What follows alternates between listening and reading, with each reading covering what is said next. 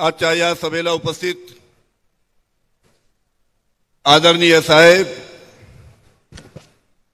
त्याचबरोबर उपस्थित आदरणीय शाहू महाराज, राष्ट्रवादी काँग्रेसचे राज्याचे अध्यक्ष माननीय जयंत पाटील, उपस्थित सर्व सन्माननीय मंच आणि उपस्थित सर्व मोठ्या संख्येने उपस्थित असलेली सर्व आमची सहकारी मंडळी आणि उपस्थित बंधू आणि भगिनींनो, आपल्याला माहित आहे की महाराष्ट्रामध्ये सध्या काय चालू आहे। भारतीय जनता पार्टीच्या लक्षात आलं, भारतीय जनता पार्टीच्या लक्षात आलं 1.5 वर्षापूर्वी की महाराष्ट्रामध्ये स्वतःच्या ताकदीवर भारतीय जनता पार्टी सरकार आणू शकत नाही। सरकार आपल्या ताकदीवर आपण स्थापन करू शकत नाही असं भारतीय जनता पार्टीच्या लक्षात आलं आणि 1.25 वर्षापासून भारतीय जनता पार्टीने एक कार्यक्रम चालू केला, फोडाफोडीचा। 1.25 वर्षापूर्वी शिवसेनेचे आमदार फोडलेत।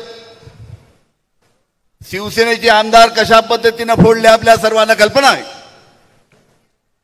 50 खोके एकदम 50 खोके देऊन शिवसेनेचे आमदार एकनाथ शिंदे बरोबर भारतीय जनता पार्टीच्या सरकारमध्ये सामील झाले।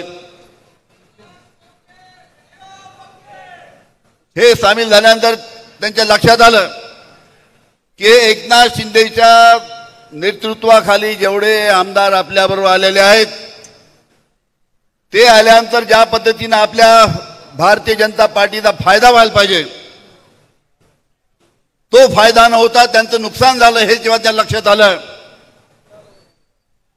तेव्हा त्यांनी सव्वा महिन्यापूर्वी दुसरा प्रयोग केला। राष्ट्रवादी काँग्रेसचे काही आपले जे सहकारी होते हे सहकारी त्या निमित्तानं आपल्याला सोडून भारतीय जनता पार्टीच्या सरकारमध्ये सामील झाले। आता हे आपले जे सहकारी जे होते साहेबांच्या आशीर्वादामुळे जे सहकारी आतापर्यंत अतिशय मोठे झाले होते हे सहकारी आपल्याला सोडून गेलेत। हे सहकारी आपल्याला का सोडून गेलेत? काय झालं यांना सोडून जायला? काय?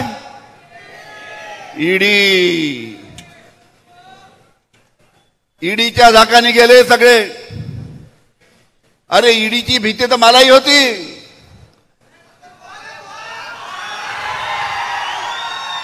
अरे ईडीचा झाक तर मलाही दाखवला होता कि हमारे साथ समझौता करो।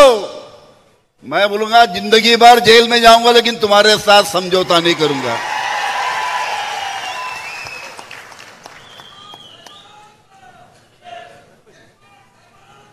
परमवीर सिंगला माझ्यावर खोटे आरोप करायला लावले। जेव्हा केस कोर्टात गेली 100 कोटीचा माझ्यावर परमवीर सिंगने आरोप केला, पण जेव्हा केस कोर्टात गेली जस्टिस चांदीवालच्या कोर्टाने सांगितलं की परमवीर सिंगला बोलवा, त्याचं बयान घ्यायचं आहे, त्याचं स्टेटमेंट घ्यायचं आहे। जे अनिल देशमुखवर त्यांनी आरोप केले त्याचं स्टेटमेंट घ्यायचं आहे। पण कोर्टाने बोलवल्यावर 6 समन्स पाठवूनही परमवीर सिंग कोर्टात आले नाही। शेवटी त्यांनी आपला ॲफिडेव्हिट कोर्टात करून दिला। जस्टिस चांदीवालच्या कोर्टात त्यांनी ॲफिडेव्हिट करून दिला की अनिल देशमुखवर जे मी आरोप केले आहेत त्याच्यामध्ये काही तथ्य नाही। अनिल देशमुखवर मी आरोप केले आहेत त्याचे कोणतेही पुरावे माझ्याकडे नाही आणि अनिल देशमुखवर जे आरोप केले आहेत त्याचे हे सर्व मी ऐक्यू माहितीच्या आधारावर केले आहे। अशा पद्धतीचं ॲफिडेव्हिट केलं, पण हे करता करता 14 महिने लागले। त्याच्यामुळे 14 महिने मला त्या निमित्तानं तुरुंगामध्ये डांबण्यात आलं, पण मी घाबरलो नाही। मी सांगितलं की मी पवार साहेबाचा साथ सोडणार नाही आणि 14 महिने तुरुंगात राहून मी बाहेर आलेलो आहे आणि आज खंबीरपणे पवार साहेबांच्या बरोबर आहे। आपल्याला माहित आहे की अशा पद्धतीनं फोडाफोडीचं राजकारण चालू आहे। काय आपल्या महाराष्ट्रासमोर प्रश्न नाही? अरे महागाईचा प्रश्न आहे, बेरोजगारीचा प्रश्न आहे, शेतकऱ्यांचे प्रश्न आहेत. इथे मोठ्या प्रमाणात शेतकरी आहेत. आपल्या विदर्भ, मराठवाड्या अनेक भागामध्ये मोठ्या प्रमाणात कापूस होतो. कापसाला भाव या सरकारने दिला नाही. आपलं सरकार होतं तेव्हा 12,500 रुपयापर्यंत भाव कापसाला मिळाला, पण या सरकारनं 7, 7,500, 8,000च्या वरती भाव दिला नाही. आज नाशिक या सिन्नर भागामध्ये मोठ्या प्रमाणात कांदा होतो, आज कांद्याला भाव नाही. जे आयात निर्यात धोरण या सरकारने आणलं त्याच्यामुळे मोठ्या प्रमाणात कापसाचं आणि कांद्याचं आणि अनेक पिकाचं नुकसान, अनेक शेतकऱ्यांचं नुकसान या सरकारने केलं, पण त्याच्याकडे लक्ष द्यायला त्यांना वेळ नाही. जितेंद्र आव्हाडांनी मणिपूरचा प्रश्न पाडला, मोठ्या प्रमाणात आमच्या भगिनी आहे, काय घडलं तिथे, पण तिथे कोणालाही लक्ष द्यायला वेळ नाही. अशा प्रकारचे सरकार आहे. गेल्या 1.5 वर्षापासून फक्त फोडाफोडीचं राजकारण हे सरकार करत आहे. महाराष्ट्रातील जनतेला उभं घालाय, खुल्या डोळ्यांना फोडाफोडीचं राजकारण गेल्या 1.5 वर्षापासून सरकार सर्व जनता पाहत आहे. याचा सुद्धा बदला आपल्याला पुढील काळामध्ये घ्यायचा आहे. आता काही दिवसापूर्वी आपल्याला कल्पना आहे की चंद्रावर चंद्रयान 3 उतरलं. Indian space research organisation ISRO यांचे जे सायंटिस्ट आहे यांचं मी मनपूर्वक अभिनंदन करतो की ज्यांचं जे त्यांनी परिश्रम घेतलेत त्यांच्या परिश्रमामुळे चंद्रयान तिथे उतरू शकलं. पण इंडियन स्पेस रिसर्च इस्रोची स्थापना कोणी केली? इस्रोची स्थापना 50-60 वर्षापूर्वी पंडित जवाहरलाल नेहरूंनी इस्रोची स्थापना केली. ठीक आहे, त्यांच्यानंतर जे अनेक पंतप्रधान आलेत त्यांनी त्याच्यामध्ये योगदान दिलं, पण जी दूरदृष्टी पंडित जवाहरलाल नेहरूंनी 60 वर्षापूर्वी दाखवली, 70 वर्षापूर्वी दाखवली, त्या दूरदृष्टीमुळे आज आपण त्या ठिकाणी आपण चंद्रयान तिथे उतरवण्यासाठी यशस्वी ठरलो. अनेक पंतप्रधान त्याच्यामध्ये योगदान आहे, ते नाकारणार नाही, पण खरी दूरदृष्टी दाखवली ती पंडित जवाहरलाल नेहरूंनी. पंडित जवाहरलाल नेहरूंनी जी दूरदृष्टी दाखवली त्या बाबतीत आपल्याला कल्पना की अनेक संस्था पंडित जवाहरलाल नेहरू यांनी उभा केल्या. Tata institute of fundamental research, TIFR, Indian institute of sciences IIS, Indian institute of technology IMA, Bharat heavy electrical, अशा अनेक संस्था पंडित जवाहरलाल यांनी उभे केल्यात.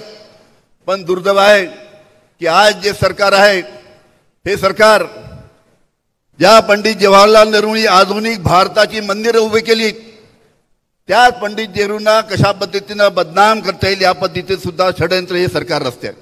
याची सुद्धा आपण सर्वांनी नोंद घ्यायची पाहिजे.